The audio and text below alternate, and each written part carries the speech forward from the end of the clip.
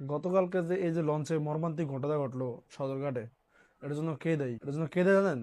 এটার জন্য যাইলা আমরা। আর কে দেয় জানেন? আর হলো নৌকা লাগ উত্তার বাচ্চায়। উত্তার বাচ্চা এই যে ভিডিওটা দেখেন, নৌকা সিপাত নিয়ে ঢুকে ওইটা যাত্রী উড়াইবো কেন? সদরঘাট বানাইছে কেতে? বাল ফালাইতে? বাল ফালাইতে এই এই তেলঘাটের, আর হলে আপনার আলমঘাটের, আলম মার্কেটের ঘাটটা, তেলঘাটের ঘাটটা, এই দিক দিয়ে নৌকা লাগ উত্তর বাচ্চা যদি আয়া কি করে জানি, লঞ্চের গোয়া দিয়ে যায় উড়ায়। লঞ্চের গোয়া দিয়ে যায় যাত্রী উড়ায়। নৌকা হলে ছোট ছোট, আর লঞ্চ হলো দুনিয়ার ওসা, সেক দিয়ে যায় লঞ্চের গোয়া দিয়ে যায় যাত্রী উড়ায়। আর শালার বুচ্ছালা এই যে মানুষটি মরছে, তোর বাহিনী অন দিব জরিমানা। আর আরেকটা দায় এলো যে আপনার লঞ্চ চালা কর্তৃপক্ষ, এই শালার বুচ্ছালারা কিছু কয় না, এটা ব্যবস্থা নেয় না। 2-3 দিন দেই ব্যবস্থা থাকে যে উড়াইবো না উড়াই না, ফরজ ঠিকই উড়ায়। 100 টাকা দিবেন নৌকালার যায় উড়িয়ে দিব।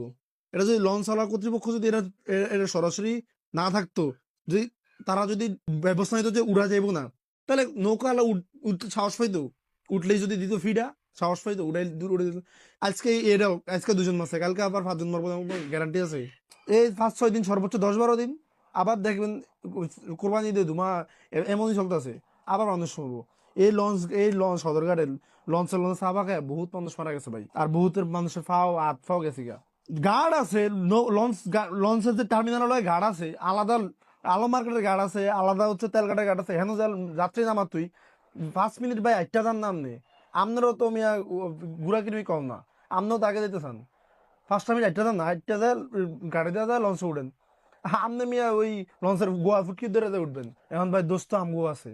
তো যাই হোক, সর্বোপরি কথা হলো ভাই, মানে ঈদ সামনে, সবাই মানে ভাই, আর হচ্ছে আমার সম্ভবত জানার যতটুকু আইডিয়া, মানে ওই ভাইয়ের স্ত্রী আর হচ্ছে বাবা, মানে এক অ্যাক্সিডেন্টে পুরো ফ্যামিলিটা নিঃস্ব হয়ে গেছে। মানে বাজার সদাই করে হয়তো চাকরি মাকরিতে ছুটি নিয়ে একটা আনন্দ মুখর দিন লেগে যেতেছে। এটা হয়তো আমার সাথে বা আপনার সাথে করতো, তখন বুঝে যেত টেড্ডা বাজতে আসলে কেমন লাগতেছে। মানে ভিডিওটা দেখে আমি কালকে ভাত খাইতে পারি না ভাই, মানে ওই যে একদম পিছিয়ে আছে তো। তো যাই হোক ভাই, 5 মিনিট দেরি হোক, তারপর এরকম আমার কাজ ঝুঁকি নেন না, ঝুঁকি নিয়েন, ঝুঁকি নেওয়ার মতো জায়গায় ঝুঁকি নিয়েন। আর খুবই খারাপ লাগছে ভাই, কাল বিদে পরশু ঈদ, এই সময় একটা ঘটনা, একটা ফ্যামিলি পুরো নিঃস্ব হয়ে যাওয়া, এটা আসলে হয়তো আপনার সাথে বা আমার সাথে ঘটলে বোঝা যেত যে বিষয়টা কি বা কতটা মর্মান্তিক।